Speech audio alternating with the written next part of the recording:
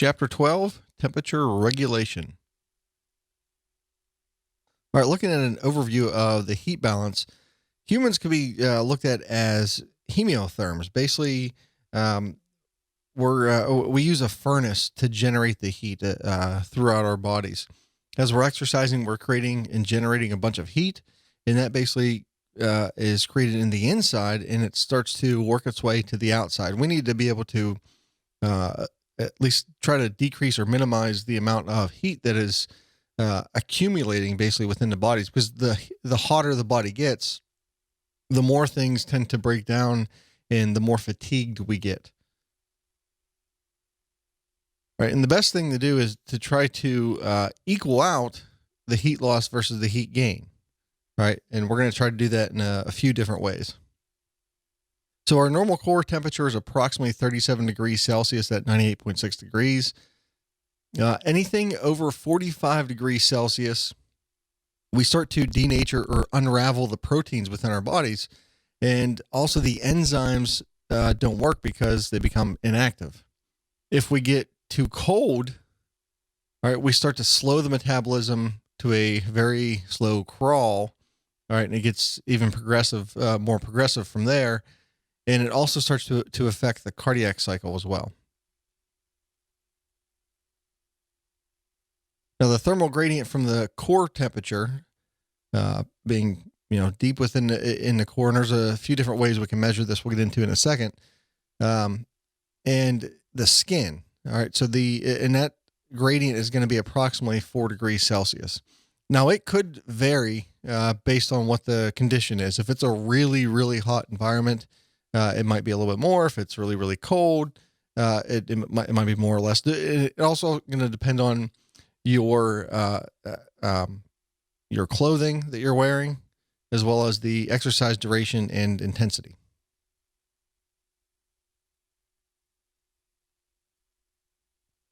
So the main focus here is to try to equal out the heat gain versus the heat loss. That's really the main goal with trying to create that heat balance. Now, the ways we can measure this, looking at the deep core body temperature, we can use a few different methods, either rectal, which is usually seen as the gold standard. I know that's kind of a strange way of measuring core body temperature, but it is the most accurate, and it'll give you the most consistent results. We could also do ear or tympanic temperature, esophageal temperature, and the ear is just basically sticking the probe, inside the ear, not too far into the ear. The esophageal temperature is actually having somebody swallow a probe, all right, that goes down at least surrounding right to almost the lungs. Now, you could also use electronic pills, and I don't have a picture here, but these are some probes that you could possibly use. The ones with the little discs on the end of them, those are usually the skin temperature thermistors or thermocouplers that you can measure skin temperature. And this is just an equation. You don't have to memorize this. This is an equation to get basically your average skin temperature. So you would place all these all over different places of the body, such as the forehead, the chest, the forearm, thigh, calf, abdomen, back. And there's a couple other areas that certain researchers will also place them. And then you just basically divide that number by however many locations that you're measuring then. And you get mean skin temperatures from that. All right, because one area of the body might be a little bit warmer than another area of the body. All right, it's not going to vary greatly, like 3 or 4 degrees Celsius, but it might vary a degree or 2 Celsius, depending on where it's located, and also going to be dependent upon how well of a contact these are making with the skin. So there's a bunch of different things that can go into some of the errors that are involved with it.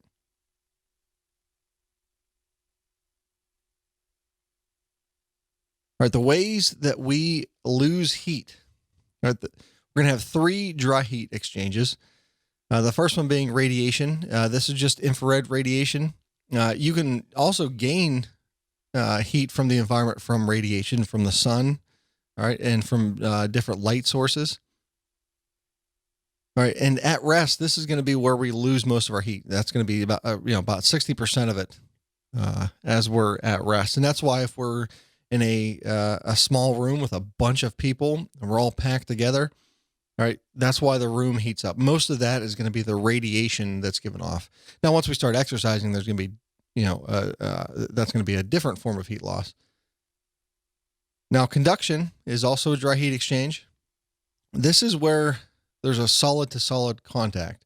So if you place your hand on a cold table or a cold piece of steel, all right, you're going to transfer heat from your hand to the table.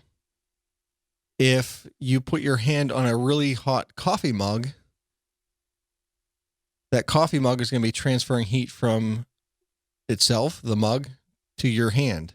So your hand is going to warm up. So it's just heat exchange basically from a solid surface to one other solid surface. Now, convection, this is going to be a motion of a gas or a liquid over a heated surface. And most of the time we think of air as being a gas, but it is also seen as a liquid medium. All right, so that's where this is going to occur. So if we're standing in front of a fan, right, that air flowing over our bodies is going to have convective heat exchange. All right, so we're going to warm up that air that's flowing over the body. We're going to lose heat from the body. Now, it could also be if it's really warm air, such as maybe a heater of some source. Now, convection will also occur as we're running, as we're maybe cycling, or maybe just in a convertible, maybe. As the air passes over our bodies, we're going to cool our bodies from that. That's convective heat loss. Now, we could, again, also have convective heat gain, basically.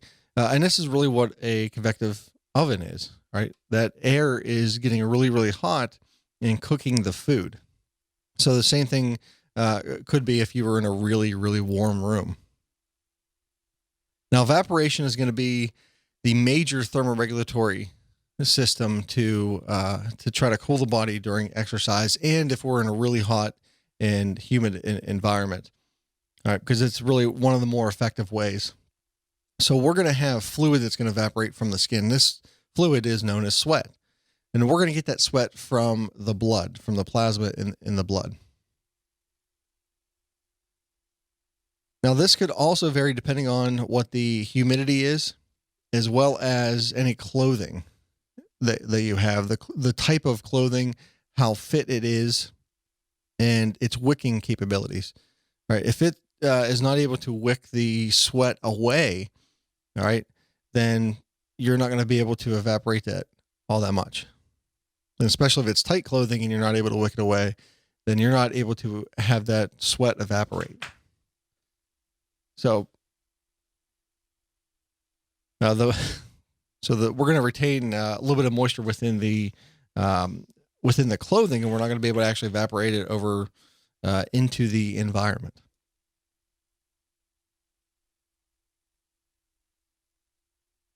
So again, evaporation, one of the more important ones here, especially during exercise. So the fluid is going to evaporate, and that causes the heat loss from the skin to the surrounding environment.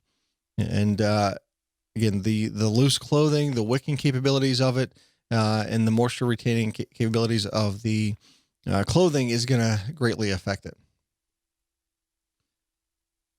Now, one neat fact is the heat loss of 580 kcals per liter is in sweat. So we're going to lose a lot of energy in the form of heat, right? We're going to lose a lot of heat through sweat. All right. So it's that's why it's the major thermoregulatory system and heat loss capability as we're exercising.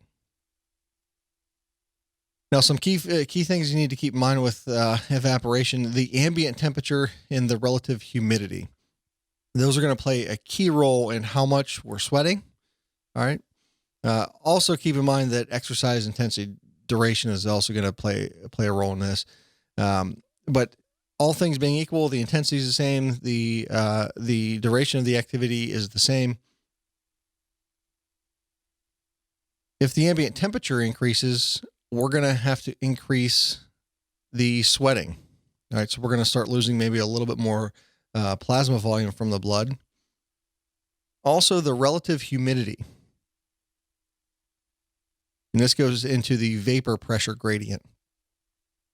If it's 100% humid outside and you start to exercise, there can be no exchange between the sweat on your skin and the atmosphere, because the atmosphere is already 100% saturated with water.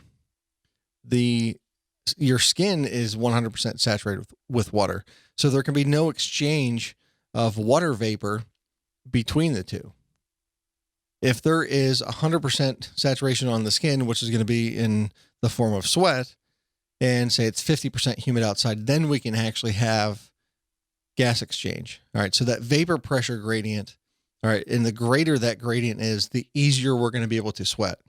If you go into a very dry climate, such as in a desert, sometimes people will become dehydrated and they won't really feel it coming on, because they don't feel like they're sweating a lot, because there's such a huge vapor pressure gradient. Because as soon as you start sweating, that's going to be 100% vapor pressure on the skin, but the surrounding atmosphere might be, 5 or 10% humidity, or it's a very dry climate. So it's going to evaporate very quickly. All right. So the relative humidity is going to play a huge role in this. Now, also the convective currents going around the body, if it's really windy out, that's going to help with the heat loss, as well as the skin exposure. And this goes back to the clothing. All right. The more clothing you have on, the more skin that is covered up, the less chances of the evaporation to take place. All right. And there's been a lot of advancements in clothing to help wick away a lot of the sweat, as well as being breathable, so that sweat can basically get into the clothing and evaporate from the clothing as well.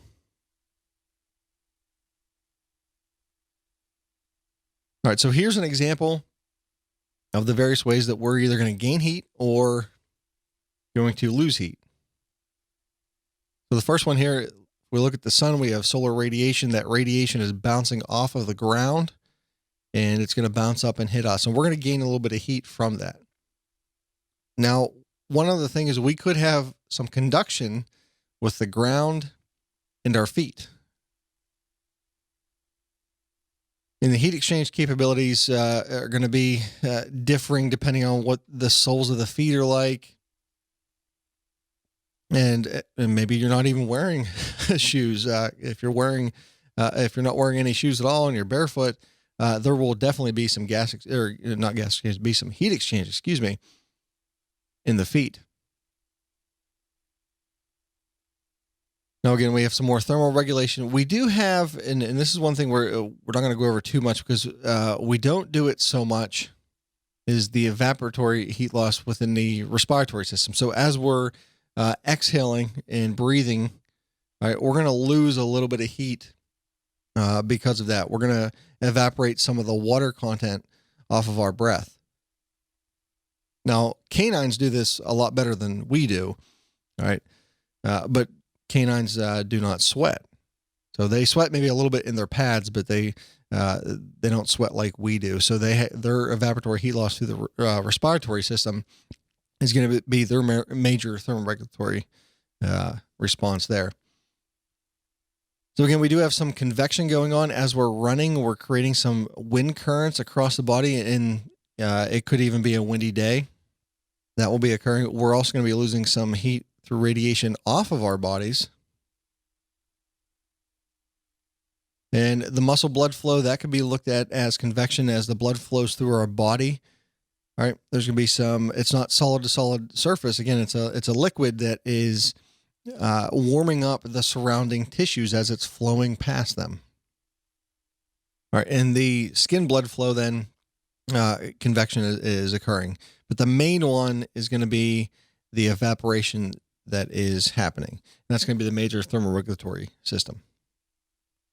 Now, this is another example looking at a specific sport, football. This figure is not in your textbook, but it does show basically the same thing that was on the previous slide here. We have radiation coming from the sun bouncing off of the turf. We have a little bit of conduction that's coming in from the shoes. We have metabolic heat reduction. We have convection, right, with the wind currents that are passing over the body. You have some, again, a little bit, a very small amount of heat exchange, respiratory heat exchange. And we also have some sweating going on. All right, and that's going to be the major heat loss. Now, the other key factor, at least in this figure, is if you look at a football player, especially in the upper part of the body, there's a lot of padding and there's a lot of clothing that's covering up the skin. And sometimes it might be trapping that water where they're not able to lose a lot of heat. And if you look at where the shoulder pads are, they're surrounding a lot of the internal organs, at least the lungs, the heart. All right. So some of that heat is not being exchanged from there. So it can be very beneficial to kind of shift the pads around every once in a while, I guess, to allow some airflow in there to allow for either convective heat loss or to allow the sweat to evaporate.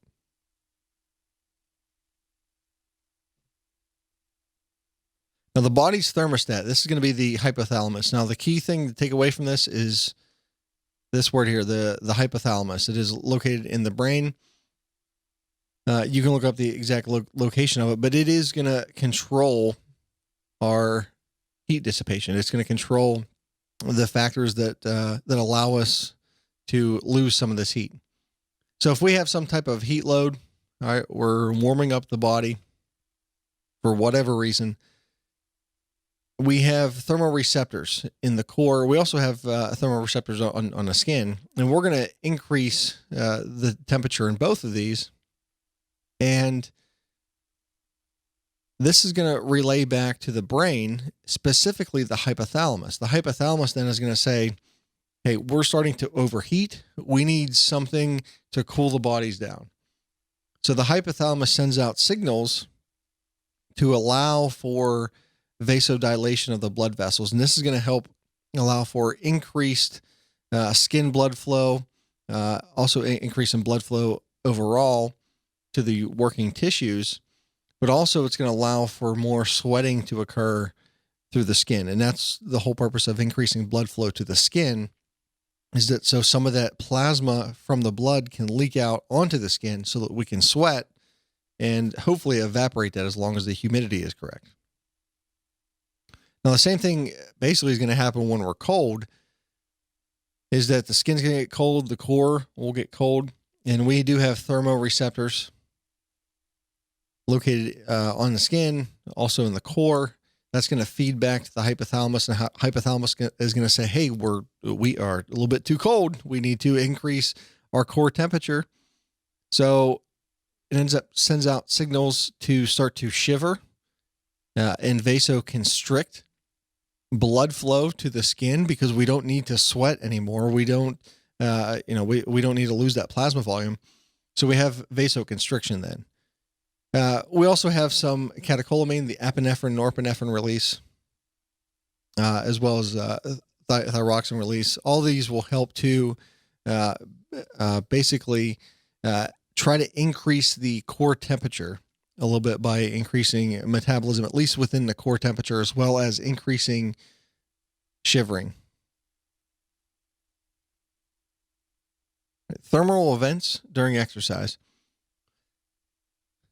So with the increased intensity, all right, starting exercise, going from a resting state, such as if you look at the figure here, this would be the resting for the first approximately 5 minutes, and then we started to exercise, and that is indicative by the metabolic energy production. So we started the exercise, and then we end up reaching a steady state, right?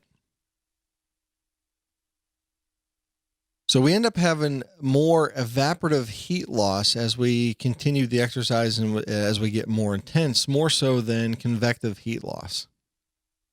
All right, so this shows that the evaporatory heat loss is the major thermoregulatory system, especially during exercise.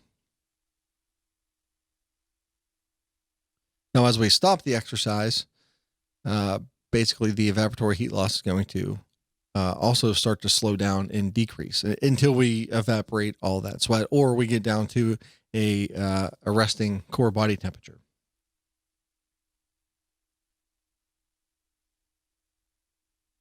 Now, if we look at the intensity of the exercise, this is the differences between arm and leg. They're both essentially the same.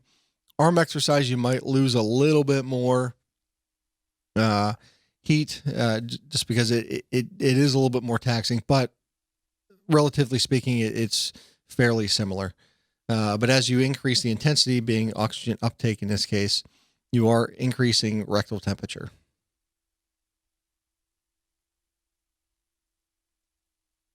Now, also, if you look at room temperature, if you increase the ambient temperature, being the temperature surrounding you, so the atmosphere or a room, if you look at the figure, the energy output is maintained throughout the exercise.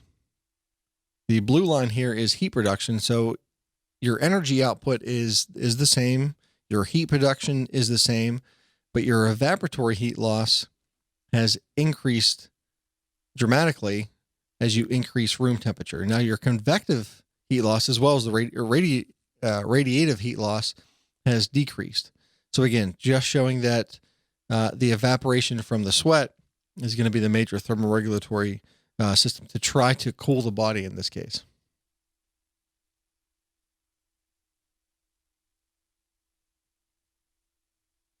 Now again, another figure showing about the same thing, but in this case, we are increasing the intensity. As we increase the intensity, obviously we're increasing the kcals per hour. As we're also increasing heat production as we increase energy output. Therefore, we're increasing the intensity of the exercise, so it makes sense. Our total heat loss is going to be increased. All right, that should also make sense because we're increasing heat production and our bodies are trying to lose that heat to try to maintain a stable core temperature. And throughout the exercise, as we increase the intensity, our evaporatory heat loss is getting greater and greater. Now, eventually it'll start to level off. And if it gets so severe, it might actually start to decrease because eventually we will start to lose plasma volume to the point where we can't sweat as much. But again, the convective and radiative heat losses starts to decrease slightly. And also the heat loss from the lungs, right? The respiratory heat loss starts to increase a little bit, which should make sense as well, because as we're greatly increasing the intensity of the exercise, we're also breathing heavier and we're exhaling more. So we're starting to evaporate more and more of that heat from the mouth, basically.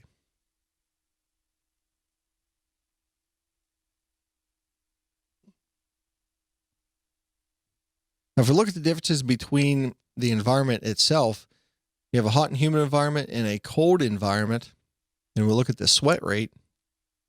So the sweat rate in the hot and humid environment greatly increases. I mean, almost immediately, and continues to increase.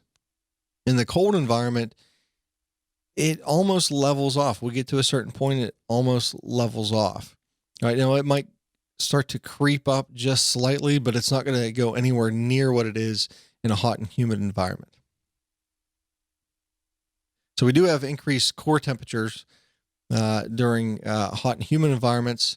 Our rating of perceived exertion is also going to be higher too. We're going to feel like we're exercising at a greater intensity than what it would feel like if we were at the same absolute intensity in a cold environment. So our sweat rate is going to be increased. We also have a greater risk for developing hyperthermia, being overheated body temperatures, and also dehydration. This is why in a hot and humid environment, it's really important to get enough fluids. So you can also see in the cold versus the hot and humid environment, looking at the core temperature, and I believe this was rectal temperature. So we look at the exercise time. Again, we're increasing the core temperature through both of them, but we are more so increasing the core temperature during the hot and humid environments, right? Because our bodies are having a little bit harder time to keep that core temperature maintained and decreased in that hot and humid environment, because the sweating capabilities are going to be diminished slightly because of the vapor pressure gradient. As well as in the cold environments, generally we're going to have a little more convective heat losses just because it's a really cold environment. It's a colder environment, so the convective heat loss is going to be even greater. As well as sweating itself is going to be more efficient because usually if it's cold out, the relative humidity is going to be lower as well compared to a hot and humid environment.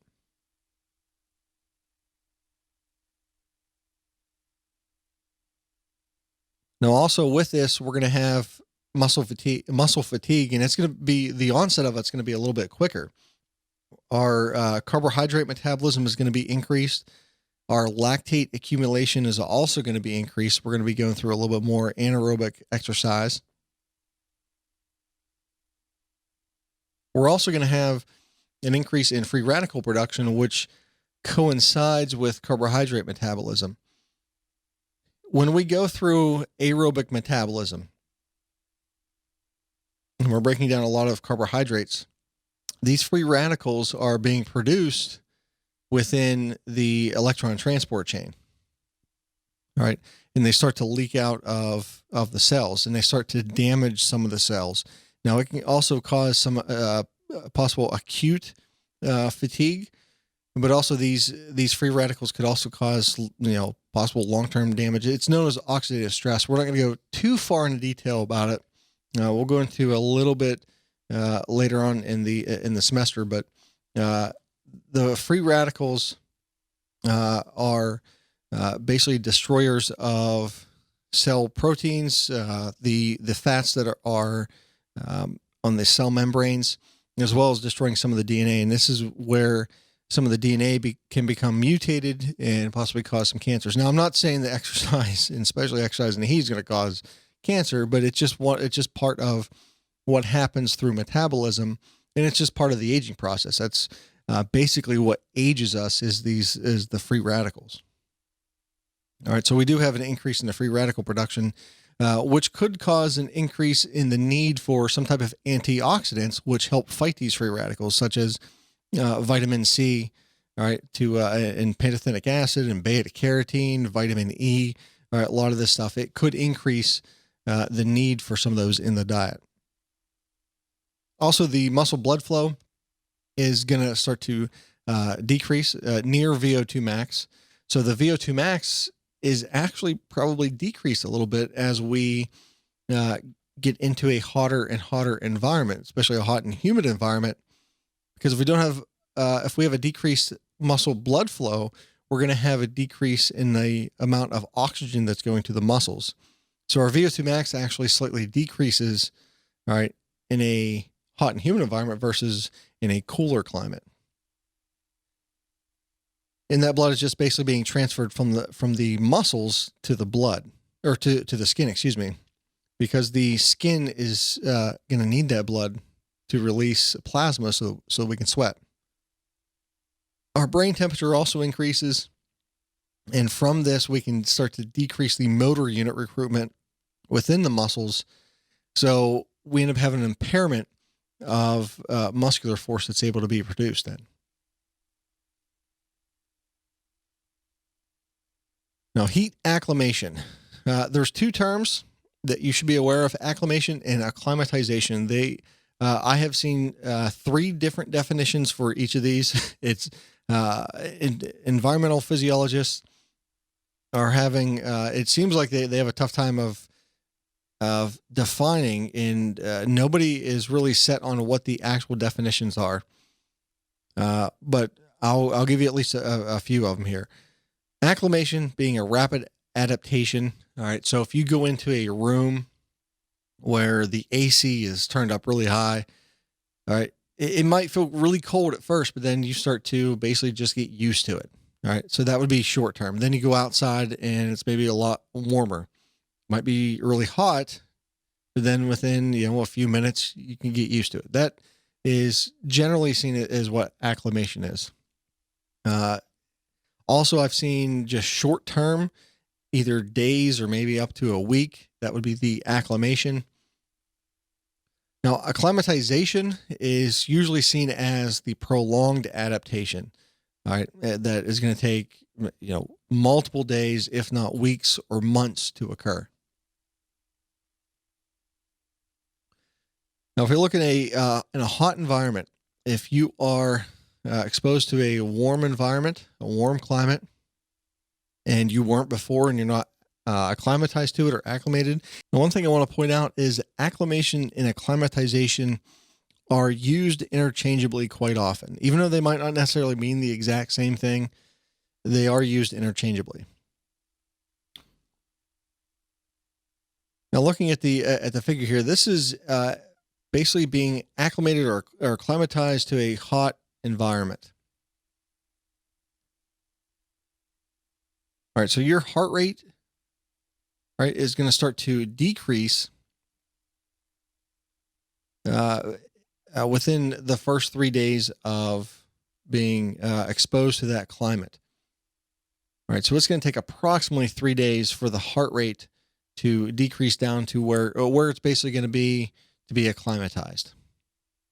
Now, the plasma volume is going to increase, and that's going to take approximately 3 days. All right, so the heart rate is going to take 3 or 4 days. The plasma volume is going to take approximately 3 days, and they're both related to each other.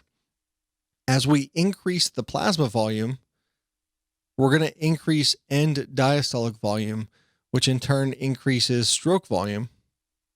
And therefore, we can start to decrease heart rate because we're pumping out more blood for each beat, so we don't need as many beats per minute.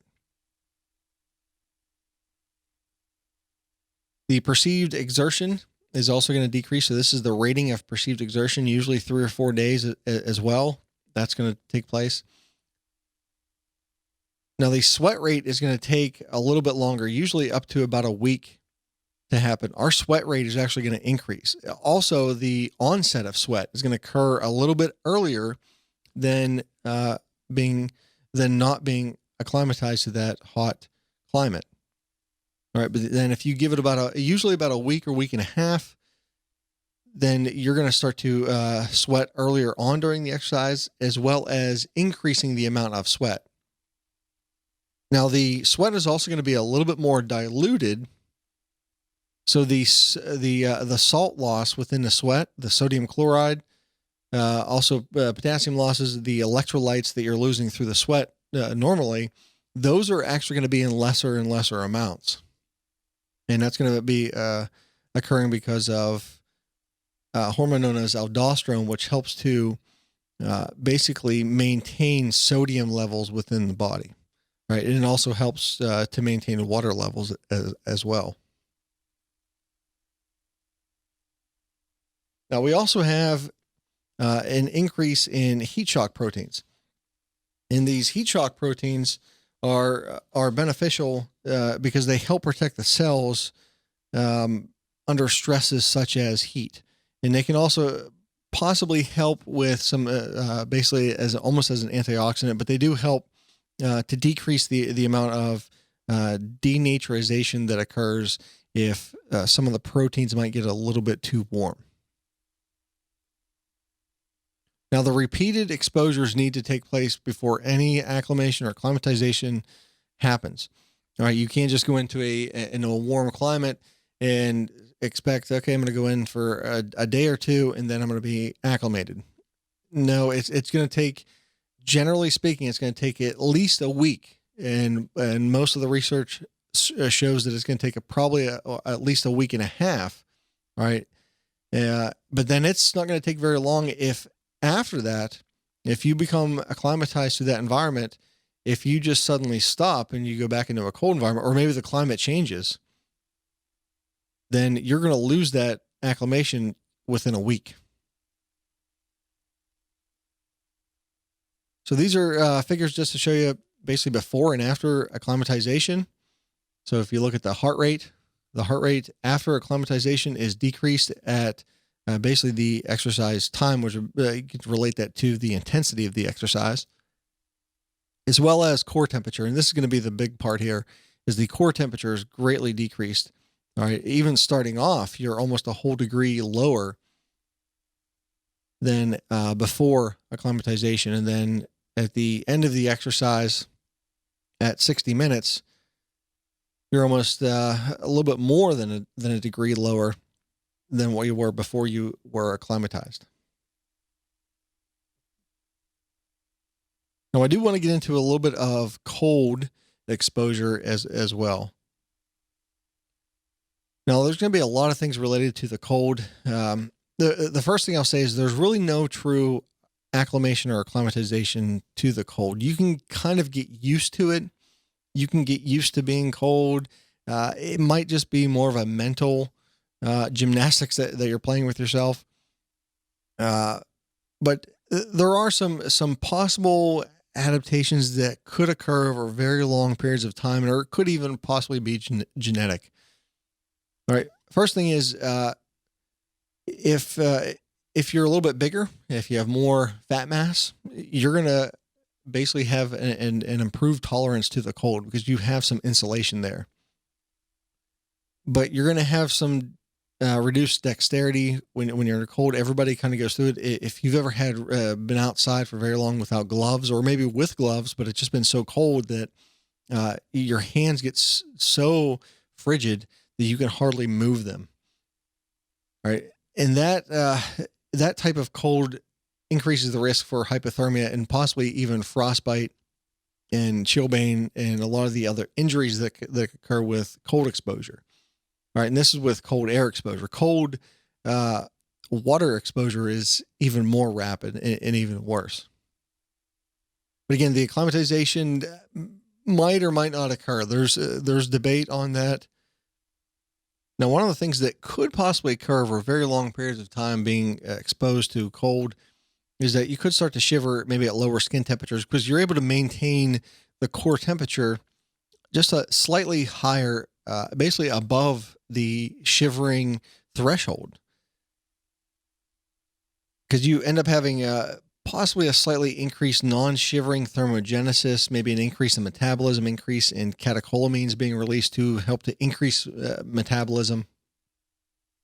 Also an increase in hand and foot blood flow, basically an intermittent vasodilation.